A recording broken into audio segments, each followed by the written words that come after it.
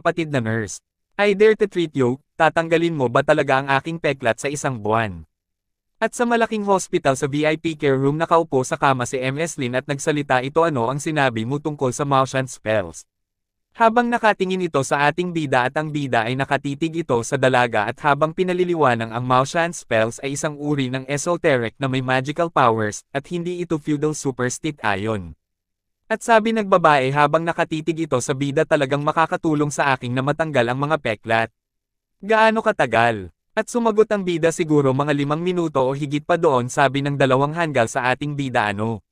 Nagbibiro ka ba at nagsalita ang isang hanggal sa ating bida sabi nito kung ikaw sobrang powerful bakit ka inilipat sa nursing istasyon. Sumagot ang ating bida na si Yekio si Go Xiaochong na nag-frame up sa akin at sumagot ang hanggal sabi nito sa ating bida Yekio ang hospital ang lugar mo para maglaro ng mga trick at sumagot si MS Lin sabi niya sa matandang doktor